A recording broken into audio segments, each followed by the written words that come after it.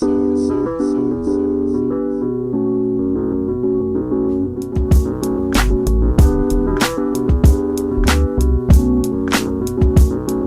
continuación, Guadalupe Cuamatzi Cortés, del Museo Tehuacán Dayan, del Instituto Nacional de Antropología e Historia, dictará la conferencia Nombrar el espacio, representación y enunciación de lugares en el Valle de Tehuacán, siglos XVI al XVIII.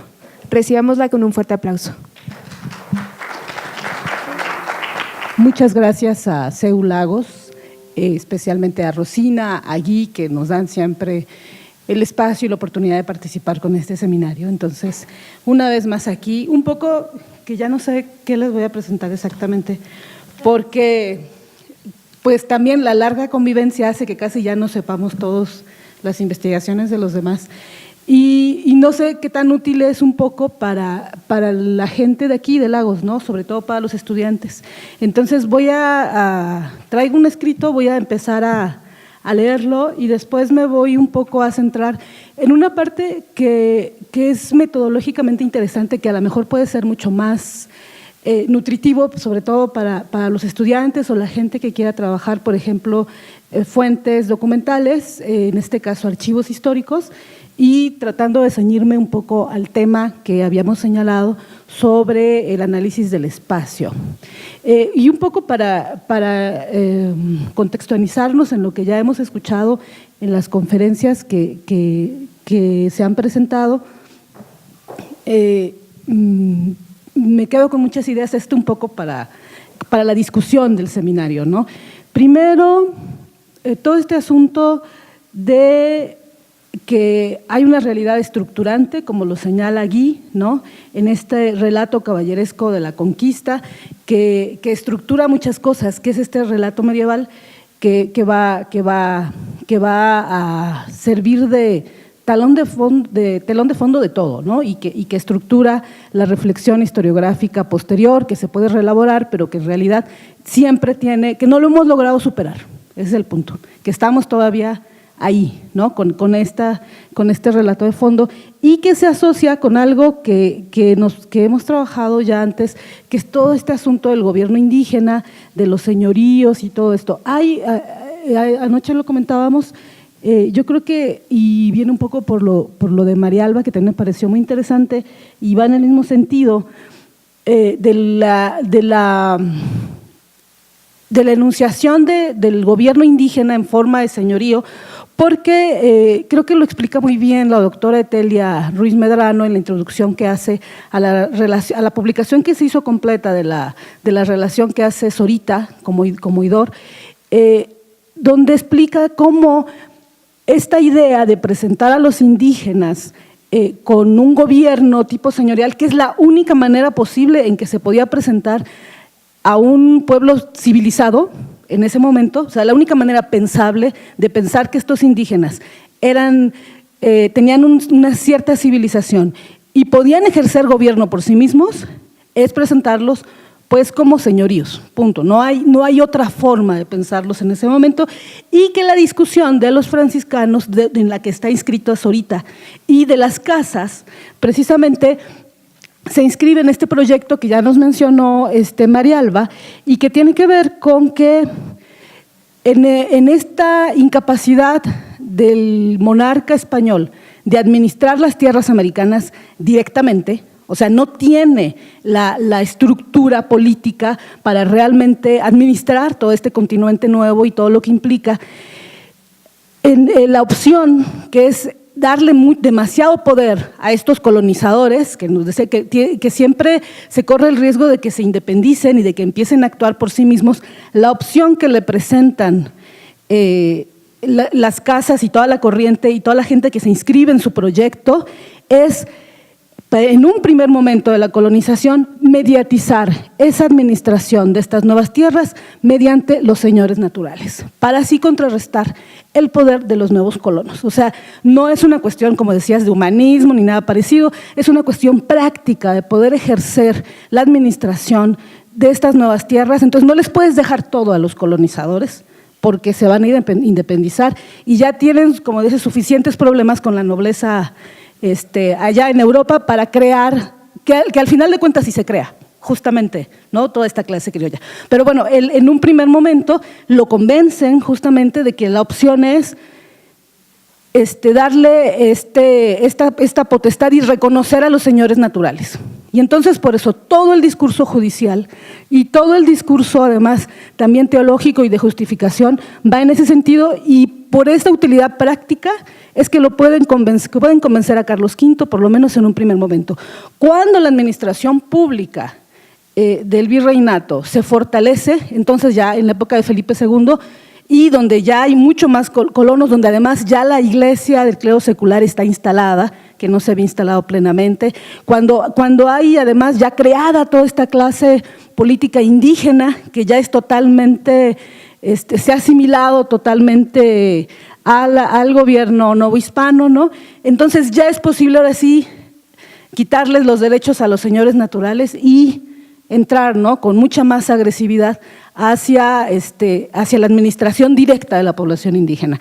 Pero este telón de fondo medieval, ¿no?, justamente es el que permea todo el discurso, ¿no?, porque entonces todas las discusiones, lo que yo trabajo personalmente son archivos locales, o sea, de comunidades indígenas, de municipios, también archivos judiciales, ¿no? Entonces nosotros, a diferencia de los investigadores que presentaron ya sus ponencias, que trabajan crónicas, tanto crónicas de europeas y crónicas autollamadas indígenas, aunque en realidad ya nos planteó Pepe el problema de estas crónicas que se autodenominan indígenas, que en realidad están inscritas exactamente en el mismo discurso, ¿no? Simplemente hay matices y eso, pero estamos en el mismo discurso. Nosotros trabajamos las fuentes judiciales, pero las fuentes judiciales también reflejan esta misma realidad, o sea, esta misma realidad estructurante de fondo, ¿no?, que viene de esta sociedad, o sea, todas las discusiones por tierras, por todos los litigios, por supuesto que están dados en esta clave, ¿no? O sea, no hay, muy raramente encuentra uno estas divergencias donde aparecen cosas extrañas, ¿no?, como en el caso del muy temprano del siglo XVI, en la zona particularmente está muy documentado, en la zona que trabajamos, del entreveramiento territorial, o sea que de pronto esos señoríos son muy extraños porque resulta que tenemos comunidades, en la cabecera de la República de Indios están los caciques, pero resulta que sus macehuales están unos a 10 kilómetros, otros a 11, en lugares donde además hay macehuales de otros caciques, ¿no? Y entonces eso es así súper extrañísimo, pero solo en estos casos que se cuela, digamos, pero por supuesto aquí se habla que son señores naturales y bla, bla, bla, y todo el discurso, es cómo podemos identificar que hay una reelaboración completa del gobierno. Entonces, esta realidad, quería un poco retomar esto porque… por eso la pregunto un poco a María Alba de si le están cuestionando o si hay referencias en Europa de que le están censurando a Cortés por la descripción que hace de los indígenas, por un poco ver justo esta discusión que le dio, que ya ha sido reseñada por Etelia, ¿no?, de que toda esta institución del gobierno y del reconocimiento a los señores naturales tiene que ver con esto, ¿no?, con que es la opción para administrar el territorio en ese momento para la corona española, ¿no? O sea, simplemente, ¿no? Y además es la opción pensable. No hay manera de describir de otra forma, y me gustó mucho esto que dices, que nos mostraste de las crónicas de Cortés, que de pronto los describe como salvajes y de pronto como súper urbanizados en señoríos muy al estilo europeo, lo cual nos dice que ninguna de las dos era, ¿no? O sea, en realidad las dos son creaciones de su relato. Bueno, esta realidad estructurante se va a reflejar obviamente en la descripción de las comunidades indígenas y concomitantemente en todo el discurso que se va a desarrollar de sus territorios. Y ahora sí, ya voy para allá. La zona que nosotros trabajamos, bueno, ese es el estado de Puebla. Yo trabajo la parte del Valle de Tehuacán, que lo que se ve ahí entre las líneas punteadas, bueno, es la zona en la que hemos trabajado, estos archivos locales que pueden dar una información maravillosa, porque mientras en los archivos nacionales, por ejemplo en la GN o en los archivos judiciales, que se concentra información de una amplia territorialidad, de una amplia jurisdicción, es muy difícil para muchos para muchos pueblos o para muchos sectores de la sociedad indígena, por ejemplo, llegar hasta la Real Audiencia, ¿no? O sea, porque eso implica una cantidad de dinero y una inversión muy fuerte. Entonces, muchos de los pleitos que ellos siguen no llegan hasta la Real Audiencia, pero sí llegan a los tenientes de justicia locales, a veces a las alcaldías mayores, que ya es un poco difícil porque también implica una inversión importante, pero estos archivos intermedios de los tenientes de justicia, que bueno, yo no sé en otras regiones, no sé aquí en Jalisco, en las zonas donde se trabaja, si existen, están prácticamente desaparecidos, ¿no? Una vez cuando desapareció la institución virreinal, el teniente de justicia es un representante del gobierno virreinal en zonas donde no hay, digamos, es la última escala después del alcalde mayor y el corregimiento. Entonces, en esas zonas donde, por ejemplo, la alcaldía mayor de Tepeaca abarcaba todo el sur del estado de Puebla, es gigantesco su jurisdicción. Es prácticamente imposible que el alcalde vaya a ejercer justicia a todo ese territorio. Entonces, tiene 25 tenientes de justicia, más o menos, distribuidos en diferentes lugares, que es el contrapeso al autogobierno indígena, ¿no? O sea, sí ejercen su jurisdicción, pero necesitan tener alguien que dependa directamente de la administración virreinal para ejercer esa justicia y ese gobierno. Bien, estos archivos de los tenientes de justicia prácticamente desaparecieron cuando la institución desapareció. O sea, cuando desaparecen las repúblicas de indios en el siglo XVIII y obviamente también el teniente de justicia, porque desaparece todo ese orden, pues no sabemos si el señor agarró y se las llevó o, como en el caso de las repúblicas de indios, en realidad nunca existió tal archivo, ¿no? Que eso es lo que nos hemos dado cuenta ahora que hemos trabajado archivos en concreto. Y esa es la parte metodológica que les quería comentar. Resulta que uno de los archivos que catalogamos en las últimas fechas tiene una colección muy interesante de documentos desde 1565, ¿no? Y luego tiene el 17, el 18, mapas de litigios, ¿no? Y cuando lo trabajamos, bueno, primero fue nada más un inventario, una relación, y bueno, ir un poco agrupando, viendo qué tenía que ver de una cosa con otra, los litigios y todo esto. Y bueno, ya hicimos un inventario y dijimos, vamos a publicarlo ya un poco más formalmente como un catálogo. En archivística, y eso para los que estén estudiando historia, que los historiadores no estudian archivística. Y es muy diferente la aproximación a los documentos desde la archivística que como un historiador. Y por esa cara, voy a explicar por qué. Porque cuando tú como historiador vas a consultar un archivo, vas en busca del documento temático sobre tu problema de estudio, ¿no? Si trabajas en comenderos, pues entonces vas sobre las cédulas reales, vas sobre los pleitos que tienen los encomenderos con comunidades indígenas, en fin, lo que sea tu proyecto de investigación, vas seleccionando ese material. Cuando tú trabajas desde la archivística, por ejemplo, un archivo local, no estás seleccionando ningún material, sino tomas la globalidad del archivo. Y por ejemplo, una regla de la archivística para que tú lo puedas organizar es primero distinguir ¿de qué se trata eso que tienes enfrente? ¿Es una colección o es un archivo? O sea, un archivo no es una colección de documentos ni un montón de documentos. Es algo que generó una institución a lo largo de su vida de existencia, igual que o una persona, ¿no? Tu archivo personal, tu acta de nacimiento, no sé qué. Entonces, eso ha sido generado a lo largo de la existencia de esa institución o persona. Bien, cuando tú tienes que catalogar un archivo, si no es una colección es distinta. Esa es como una colección de biblioteca.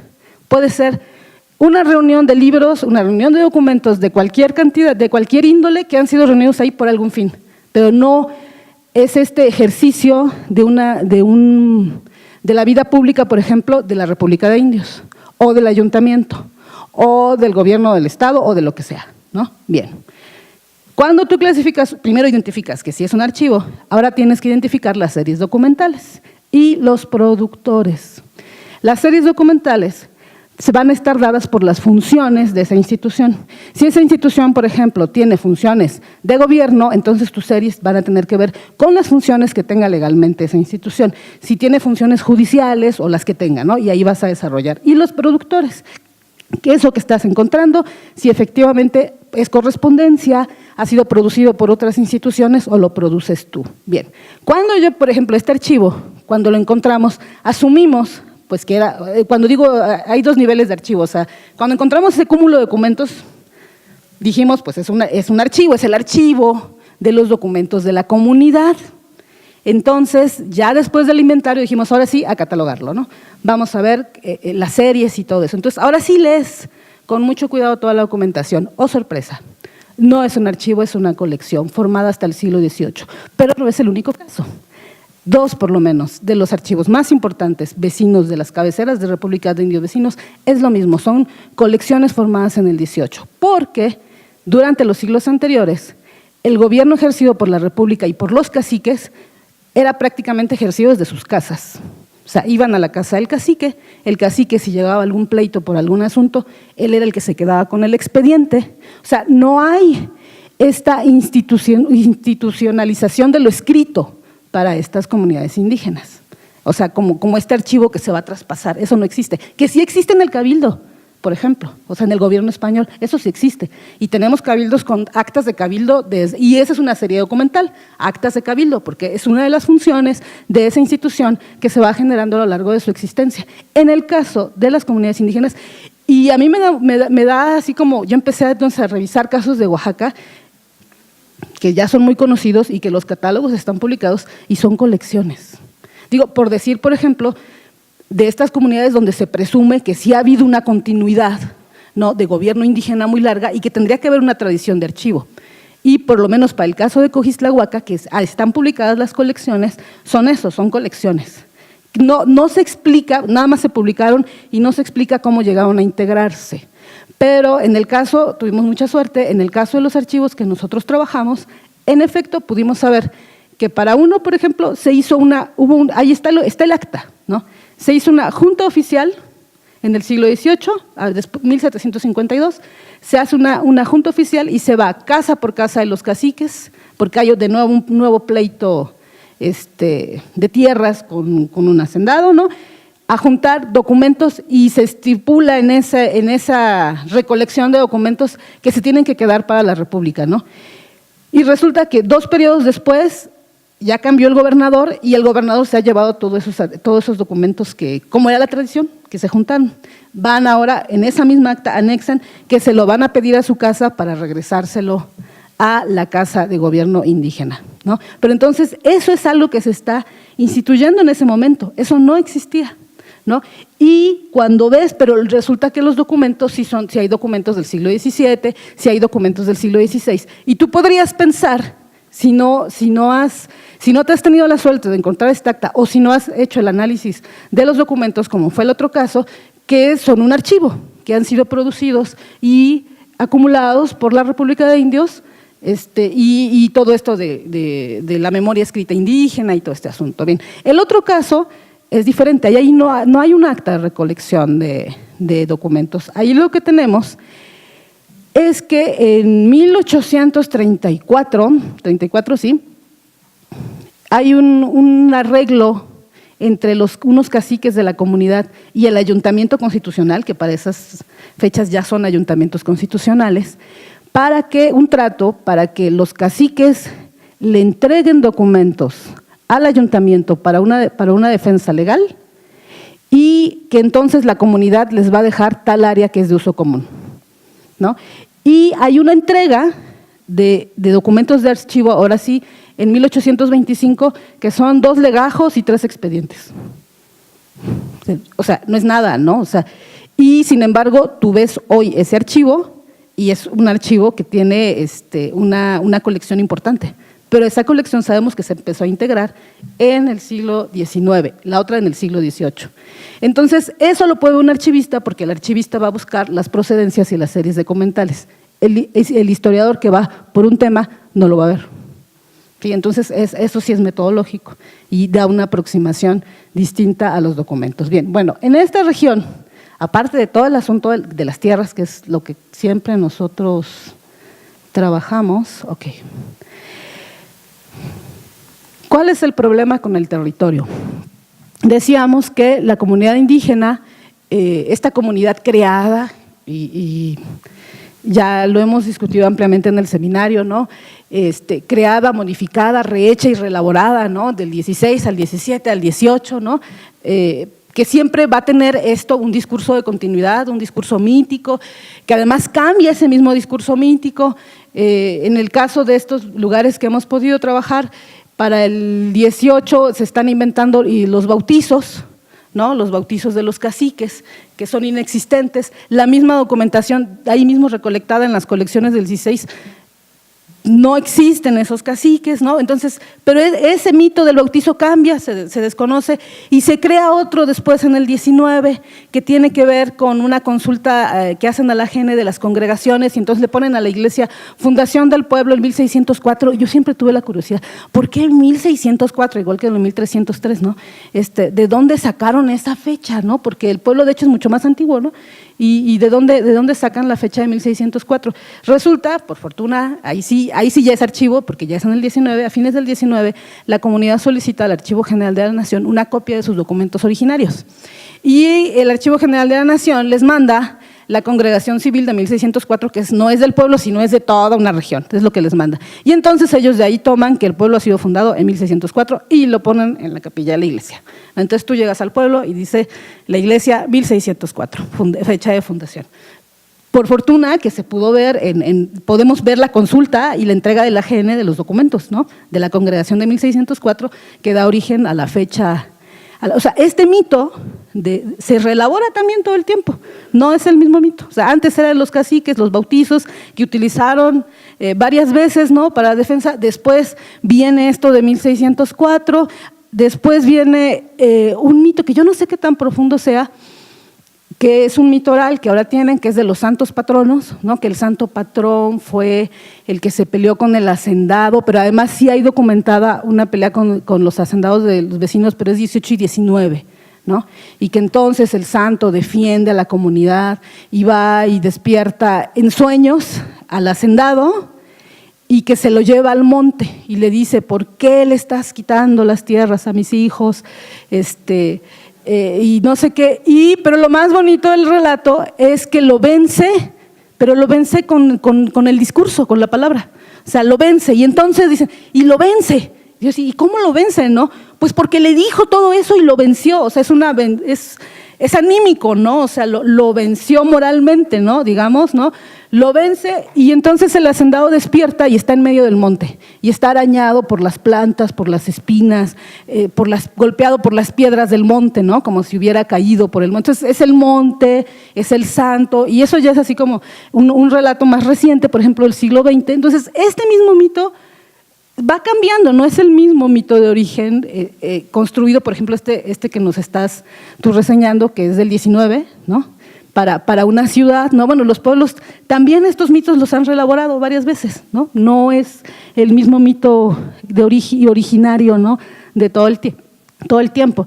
Y en este mito viene el problema del territorio y las imágenes del territorio. Bueno, aquí, ¿cómo llegamos al santo patrón y al monte que se venga del hacendado, ¿no? Cuando sabemos que este mismo pueblo, por ejemplo, en este estudio de caso, ha sido congregado, pertenecía a caciques distintos. O sea, no era propiamente un asentamiento prehispánico, fue creado en el siglo XVI, para el XVII todavía pertenece a diferentes caciques.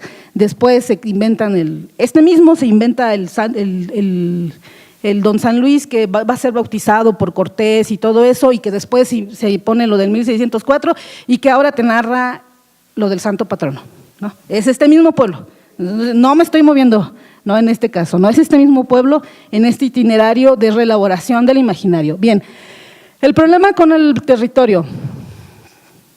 Buena parte del trabajo etnohistórico de toda la escuela de etnohistoria, más de la segunda mitad del siglo XX para acá, es justamente trabajar sobre estos documentos y mucho sobre todo sobre los mapas. Conocidísimo la historia tolteca chichimeca, los mapas de Cuauhtinchán, en el caso de esta región también el Códice Vischer, esta es una imagen del Códice Quetzalcoatzin que está en la Biblioteca del Congreso, Estados Unidos.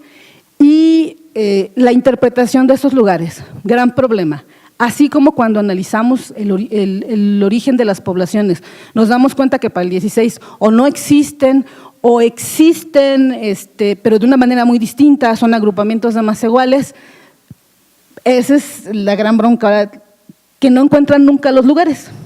O sea, tienes un mapa donde puedes identificar a lo mejor uno o dos topónimos y todo lo demás, ¿no? O sea, no hay manera de identificarlo y entonces vas a las fuentes, tratas de cruzarlos, tratas de identificar el estrato del discurso donde esto tiene un sentido, ¿no? El problema es que si ya se reinventó como 3 o 4 veces la misma población y ha habido cambios, entonces regresar hasta aquí es bastante problemático. Y de ahí voy al problema de los nombres. Bueno, mismo, como un ejemplo de los problemas típicos cuando se trata de interpretar esta documentación, el curador del Congreso que presentó además con bombo y platillo que ese documento, el Códice Quetzalcóatl, ya iba a estar abierto al público, lo iban a subir en línea y bla, bla, bla, nos dice, es excepcional el documento porque nos muestra la amplitud del territorio del señorío del que está hablando, que va, si ven ahí dice Puebla, y ahí estamos en el Estado de México, que va desde Puebla hasta Ecatepec, porque aparece un Ecatepec en el mapa. Pero eso dice uno, no inventes, ¿no? O sea, ese señorío sí estaba gigantesco, que es exactamente lo mismo que ha pasado con la historia tolteca chichimeca, que hace ir al señorío de Cuauhtinchán desde Cholula hasta el Golfo de México, prácticamente, ¿no? Es exactamente lo mismo pasado que todas esas interpretaciones. En este caso, sabemos que es una interpretación errónea, porque Ecateopan, que está confundiendo con Ecatepec del Estado de México, es el nombre del siglo XVI de una comunidad que está a 6 kilómetros de distancia de la otra, de la de abajo, ¿no? Pero cambió el nombre. Entonces, como el curador no lo sabe, ¿no? Y no conoce este nivel de lectura, ¿no? de la producción de este documento, pues, pero el problema sería como de risa nada más si no fuera tan frecuente y repetitivo, ¿no? O sea, porque así más o menos quería mostrarles, pasé, ahí está, los nombres. Ese Ecatepec que el señor está confundiendo es en realidad Yegualtepec, que está, bueno, ahí está el nombre, pero quiero mostrarles el mapa, que está aquí, está aquí arribita, abajo de Tecamachalco está Yegualtepec y el otro lugar está señalado al otro lado. O sea, son lugares bien cercanos, tiene todo el sentido del mundo, ¿no? Ese plano, esos 2 puntos, pero eso es lo que vemos. O sea, a mí siempre me ha impresionado que el señorío de Cuauhtinchán vaya de Cholula al Golfo de México. O sea, pero atrévanse a decirle a alguien que es un poco absurdo. No, es algo que estas representaciones del territorio están ya muy estandarizadas y es muy difícil de decir otra cosa. Por eso hace un rato le iba a decir cuando habló de los jitomatazos, Paulo, le iba a decir, yo también, si no se bien, no, o sea, los jitomates. Bueno, y ahora sí que con lo que veníamos de los nombres, ¿por qué es importante esto de los nombres? Así como cambiaron las comunidades en el 16, así como cambió la forma de gobierno en cómo se administraba el gobierno indígena, cambió también la representación del territorio, obviamente. Si se crea una nueva instancia de gobierno, si se crean nuevas localidades, va a cambiar también las denominaciones del territorio. Podríamos decir que a lo mejor no necesariamente pudo haber cambiado el gobierno, pero digamos el paisaje siguió de alguna forma concebido de la misma manera, pero nos damos cuenta que no. O sea, esto que estoy presentándoles aquí son los nombres en lengua nguigua, que es una de las lenguas que se habla en la región, los nombres en náhuatl del siglo XVI y los nombres del siglo XVIII y del siglo XX. Bien. Entonces tenemos que Tepeaca en náhuatl del siglo XVI es en la nariz del cerro, del siglo XVI, de las fuentes judiciales de todos los litigios después de la segunda mitad del siglo XVI. O sea, ese es su nombre, Tepeaca. ¿Qué quiere decir? En la nariz del cerro. Pero el nombre Popoloca es la lluvia que sale de la montaña o del cerro. O sea, no tiene absolutamente, no es la traducción de una cosa con la otra, y la población que habitaba la región era de filiación popoloca. En el caso de Tecamachalco, el nombre popoloca es Indanyao, que es el agua que sale del Tepetate, y en el siglo XVI lo que vemos en las fuentes es Tecamachalco, que es la Quijada de Piedra. El asentamiento prehispánico arqueológico de Tecamachalco que se ha identificado, justamente tiene una fuente a un lado, que es una fuente de agua muy alta, que es el agua que sale del Tepetate. Entonces, lo de la Quijada de Piedra es una cosa que ha sido puesta posteriormente con otra lógica totalmente distinta a la del asentamiento prehispánico que se está señalando. En el caso de, por ejemplo, Tlacotepec, que es un lugar, es el de la cabecera de la congregación de 1604, que hace un rato mencionaba, resulta que Tlacotepec, que es en medio del cerro, o a medio cerro, en náhuatl, en lengua originaria es Xula Xirestengua, que es la gente de fuera, que tiene todo el sentido si es una congregación, ¿no? Ya voy. Y nada más para terminar, y los pueblos popolocas hoy indígenas, estos de estas colecciones de archivos con estos mapas preciosos del siglo XVII y XVI que hablan lengua indígena, ¿cómo se llaman? San Luis Tamalacayuca y San Marcos Tlacoyalco en náhuatl, y no tienen nombre en lengua indígena. No existe. Oiga, ¿y en popoloca cómo se llama su pueblo? No, pues Malacayuca. Sí, pero eso no es popoloca, eso es náhuatl. Malacayuca, ¿no?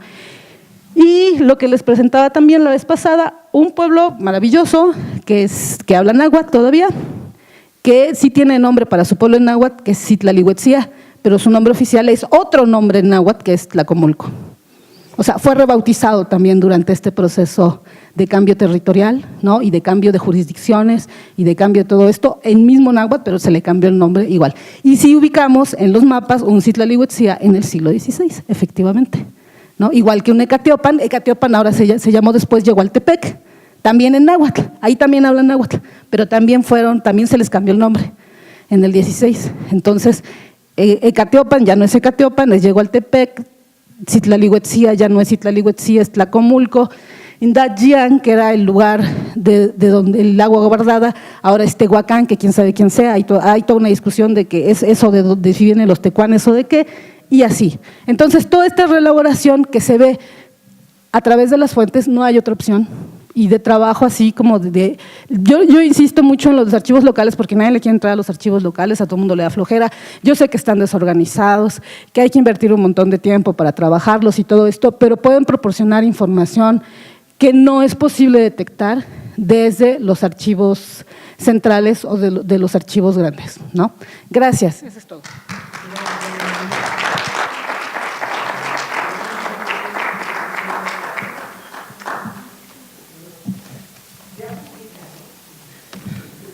Pues publiqué el catálogo. ¿Alguien desea intervenir?